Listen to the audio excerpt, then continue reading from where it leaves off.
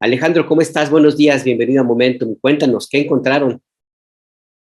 Buenos días, Alberto. Buenos días, Ernesto, a la audiencia también. Pues en efecto, como ya lo comentabas, el pasado viernes 15 de abril, 200 policías desalojaron la Ocupa Feminista, que desde 2020 estaba en el edificio de la Comisión Nacional de Derechos Humanos en República de Cuba, aquí en la Ciudad de México. Y después del desalojo, digamos que deviene justamente de lo que comentas, que es un acto de estas feministas que agreden a una señora. Digamos que se desata una polémica y digamos que deviene también en una serie de acusaciones en contra también de las compañías, ¿no? Entonces, para esto, y tras una serie de solicitudes que hicieron medios de comunicación a la Comisión de Derechos Humanos y al Gobierno de la Ciudad de México, la Fiscalía, junto con la Comisión, entrega la sede del edificio a la Comisión de Derechos Humanos, y a partir de ahí hace una apertura a los medios de comunicación, quienes pues el día de ayer asistimos a ver cómo estaban las instalaciones, cómo estaban también, digamos, cuál era el modo en el que se entregaron las instalaciones después del desalojo, ¿no? A partir de esto, digamos, empieza a ver cómo era la dinámica también de la Ocupa Feminista, de las colectivas que ahí estaban trabajando, que estaban también desarrollando una serie de proyectos. Y digamos que hay una serie de elementos muy interesantes que yo creo que será interesante profundizar también en ese aspecto, como, digamos, la participación o la realización de actividades más allá, digamos, de la protesta, que iban enfocadas hacia el desarrollo de las infancias también. Había muchos juguetes para niñas y niños, había también materiales didácticos, lúdicos, digamos que se separaban un poco de esta idea que mediáticamente ha construido tanto la Fiscalía de la Ciudad de México como también la misma comisión, de que las mujeres que, digamos, estaban realizando esta ocupa feminista, hacían actividades delincuenciales y hacían actividades, digamos, agresivas en contra de la comunidad, sino que también había una serie de factores que dan cuenta de que las mujeres que ahí estaban en la CNDH también realizaban, digamos, una especie de militancia y una especie de actividades que iban enfocadas también al refugio y a la protección no solamente de las mujeres, sino también de las niñas y los niños. Ya, mi querido Alejandro Ruiz, y gracias por tomar la llamada. Alejandro, hay también, no sé si lo viste también, esta parte de alguna de las chicas que trabajó o vivió ahí también en esa casa Ocupa, y si fueras también tan amable de explicarle a la audiencia, pues esto de casa Ocupa, este concepto que hay, que creo que pues mucha gente no está familiarizado con este tipo de proyectos, y que hemos visto proyectos bellísimos de casa Ocupa en México y en otros países del mundo donde se desarrollan pues, proyectos valiosos. Y hay una joven que publicó en su tweet pues, todo un hilo de su experiencia también dentro pues, de esa casa Ocupa. ¿Cuál es tu valoración ahí? Claro, bueno, una ocupa, digamos, es un espacio autogestionado, para explicar un poco a la audiencia, por, digamos, integrantes de movimientos sociales o de organizaciones políticas o sociales, que, digamos, destinan una serie de recursos y actividades para, digamos, eh, eh, hacer de un espacio un movimiento político, ¿no? O el movimiento político hacerse de un espacio para poder realizar actividades que vayan encaminadas hacia la ideología o hacia, digamos, el programa político que mantienen estas organizaciones. En el caso, digamos, de esta Ocupa feminista, que desde septiembre de 2020 estaba en la Comisión Nacional de Derechos Humanos, digamos que parte también de una serie de demandas muy concretas de las colectivas que en aquel entonces decidieron ocupar el edificio, que era el cese de la violencia de género en contra de las mujeres, ¿no? En este país. Particularmente en contra de la desaparición de mujeres, pero también en contra de los feminicidios y de otra serie de violencias que se replican cotidianamente en México en contra de las mujeres. En este sentido, también, como todo movimiento político, pues obviamente hay diferencias, hay rupturas, y es una serie de cosas que, digamos, que con el paso del tiempo tienen que observarse a detalle, ¿no? Es decir, es la convergencia en este tipo de espacios de distintas corrientes ideológicas, distintas corrientes políticas, que discuten al calor de estar gestionando un espacio político, pues bueno, cómo digamos, activar los mecanismos, los recursos, etcétera, para que pueda funcionar este tipo de actividades, ¿no? En ese sentido, las rupturas también dentro de la Ocupa feminista de la CNDH fueron evidentes durante el transcurso de este periodo de tiempo en el que estuvieron las colectivas feministas ahí, y hubo rupturas importantes, ¿no? Rupturas que tienen que ver mucho con la definición en torno al sujeto político del feminismo, si es la mujer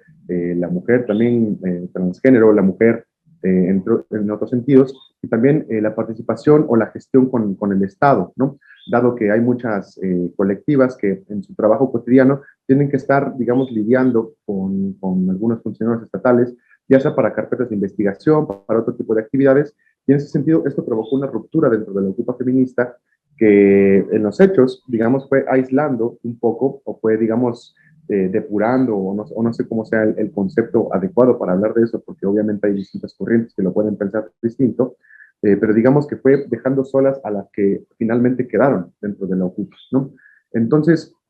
obviamente hay contradicciones, obviamente hay pugnas internas dentro de esta Ocupa que también se expresan, digamos, después del desalojo, ¿no? Sin embargo, un hecho puntual que pese a las contradicciones, pese a las pugnas, pese a, digamos, a las diferencias que puedan tener distintas colectivas, que señalan muchas feministas, muchos movimientos, tanto en Twitter como en otras redes sociales, es de que el uso excesivo de la fuerza para el desalojo es algo criticable, ¿no? Dado que, digamos, como las compañeras estaban encapuchadas y no podían identificarse a través de los videos que se circularon, ya lo comentaba Alberto, después de la agresión a la señora de 70 años, no podía identificarse y no se ha respetado el debido proceso, y digamos que no hay una crítica hacia el actuar de la Fiscalía y se ha centrado mucho hacia las diferencias políticas que estaban pasando dentro de la Ocupa. Es que es un tema muy polémico, no son pocos los comentarios en redes sociales de mujeres, de personas que fueron parte de este grupo que se ocupó desde 2020 las instalaciones de la Comisión Nacional de Derechos Humanos, que acusan de un proceso de degradación del mismo movimiento, que han señalado que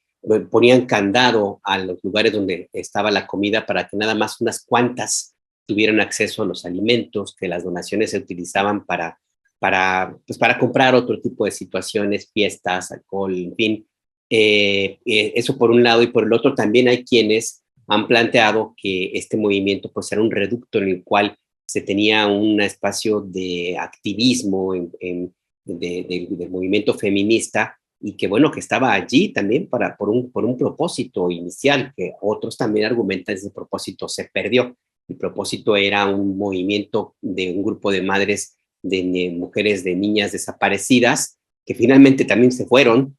o las expulsaron, no está claro. En fin, que todo es un movimiento muy, muy polémico y de cierto se ha planteado el uso de 200 elementos para desalojar a este espacio. También hay que recordar que este bloque negro pues ha sido bastante agresivo y agresivo con la policía, agresivo con las mujeres que no están de acuerdo con ella, agresivo en las marchas, en fin. Toda una polémica allí. El caso está en que el proceso judicial está en marcha. Mi última pregunta, Alejandro, es, porque preguntan en el chat, ¿qué pasó con las detenidas? ¿Nos puedes contar cuál es su situación legal? Claro, el día lunes, digamos, las 3 mujeres que fueron detenidas después del operativo de desalojo, como ya lo comentas, donde participaron 200 elementos de la Policía de la Ciudad de México, tuvieron una audiencia inicial. Fueron trasladadas al penal de Santa Marta, Catitla, en calidad, digamos, de una prisión preventiva en lo que se determina su situación jurídica, y ese mismo día, o sea, el día lunes, fueron vinculadas a proceso, ¿no? El delito que se les, digamos, está imputando y con el que se tiene que resolver, obviamente no están declaradas culpables, entonces eso también hay que precisarlo, es justamente el delitos contra la salud, particularmente el de narcomenudeo, ¿no? Dado que durante los cateos que realizaron los 200 policías, encontraron marihuana y otro tipo de sustancias que presumiblemente estas, digamos, mujeres vendían o mercadeaban con ellos, ¿no? Obviamente eso no nos consta, eso tampoco le consta a la autoridad y por eso está iniciando una averiguación y se están haciendo las audiencias y las diligencias que tienen que ser correspondientes conforme a derecho para que se pueda determinar la culpabilidad o no de estas 3 mujeres, ¿no?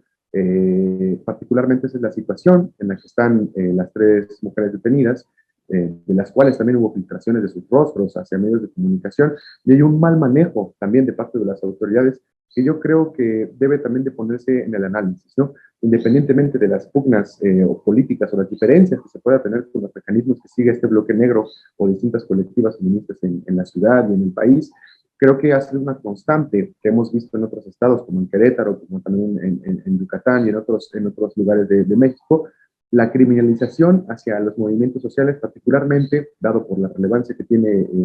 digamos, en la agenda política, hacia los movimientos feministas, ¿no? Entonces creo que debemos de tener ahí el ojo muy atento, ver qué pasa y también seguir, digamos, el proceso de estas tres mujeres, viendo que se resuelva conforme a derecho y que inclusive digamos, la asesoría jurídica que reciben estas integrantes de la CUPA, de la CNDH, han declarado que son delitos fabricados, lo cual tampoco nos consta como reporteros, tampoco le consta a la autoridad. Sin embargo, creo que debemos de poner mucha atención para que esto no, digamos, sea un caso más lamentable de la justicia en México y se resuelva bien,